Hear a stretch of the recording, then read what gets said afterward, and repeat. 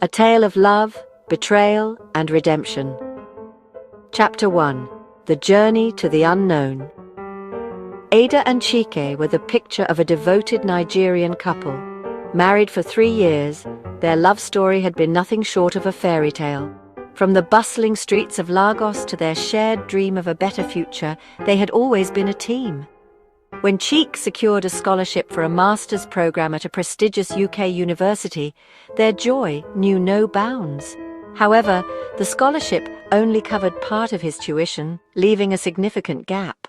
Ada, ever the supportive wife, made the ultimate sacrifice.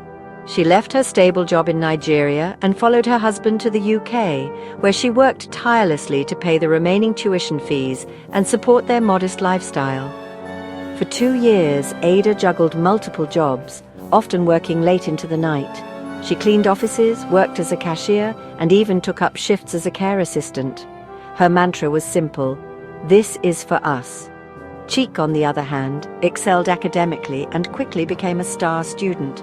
He often told Ada that her sacrifices would not go in vain. But unbeknownst to her, cracks were beginning to form beneath the surface of their seemingly perfect union. Chapter 2. The Other Woman. During his second year of study, Chike met Ifeoma, a vivacious Nigerian woman who had been in the UK for a few years. Ifeoma was everything Ada was not: glamorous, carefree, and unburdened by the struggles of juggling multiple jobs. Their friendship began innocently enough.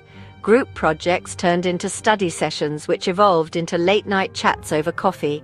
By the time Chike graduated, their connection had deepened into something Ada could never have anticipated.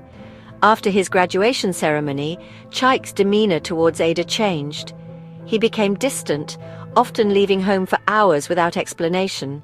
Ada, I think we need to take a break. Before she could process his words, Chike revealed that he had been seeing Ifeoma and wanted a fresh start. You'll be fine. You're a strong woman. Chapter 3. Stranded and Alone. To make matters worse, Ada's visa was tied to Chike's student visa, which had recently transitioned to a work visa. Without his sponsorship, she was now illegal in the UK. One cold November evening, Chike unceremoniously kicked her out of their rented apartment. With nowhere else to go, Ada sought refuge with her friend, Ngozi, who lived in a cramped flat in East London. Despite her dire circumstances, Ada refused to give up.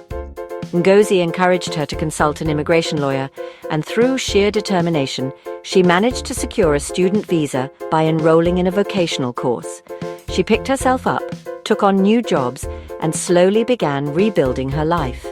Meanwhile, she avoided any news of Chike and Ifeoma, vowing to focus solely on her own future. Chapter 4. Karma's Hand. Chike's life, however, was not as rosy as he had imagined. After landing a lucrative job at a tech firm, he felt on top of the world. Ifeoma moved in with him, and they lived a life of apparent luxury. But cracks soon began to show.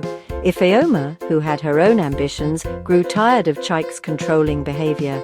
Their once passionate relationship became a battlefield of egos. To make matters worse, Chike's company underwent a massive restructuring and his position was deemed redundant. Without his job, he lost his visa sponsorship and had to leave their rented flat. Ifeoma, ever pragmatic, saw the writing on the wall and ended their relationship, leaving Chike to fend for himself. For months he drifted from couch to couch, relying on the goodwill of acquaintances. Eventually he found himself homeless, wandering the streets of London, a shadow of his former self. Chapter 5. Redemption. One rainy evening, Chike found himself in front of a familiar building. It was Ngozi's flat, the same place Ada had sought refuge years ago. With nowhere else to turn, he swallowed his pride and knocked on the door. When Ada opened it, her expression was a mix of shock and pity. Ada, I'm sorry, I made a terrible mistake. Please forgive me. Ada listened silently as Chike recounted his misfortunes. He wept openly, apologizing for his betrayal and begging for a second chance. Ngozi, who was eavesdropping from the kitchen, burst out laughing. Chike, you think life is a Nollywood movie? You abandoned Ada and now you want her back? Go and fix your life first. Chapter 6. A New Beginning. Ada, who had spent years healing and building a life for herself, felt a surge of conflicting emotions. Part of her wanted to slam the door in Chike's face, but another part of her saw an opportunity for closure. Chike, I forgive you, but forgiveness doesn't mean I'll take you back. You need to learn to stand on your own feet. With that, she handed him a slip of paper containing the address of a shelter and some job placement resources. Chike left, humbled but determined to turn his life around. Chapter 7. Full Circle. Over the next few years, Chike worked menial jobs and slowly rebuilt his life. He eventually enrolled in a vocational program and secured a new visa. Ada, on the other hand, thrived in her career and even started her own business. One day, their paths crossed again at a Nigerian community event. Chike, now a changed man, approached Ada with genuine humility. Ada, I'm truly happy for all you've achieved. Thank you for showing me grace when I didn't deserve it. We've both come a long way. Let's leave the past where it belongs. And with that, they parted ways, each carrying the lessons of their journey. Life had thrown them twists and turns, but in the end, they both found their footing on their own terms.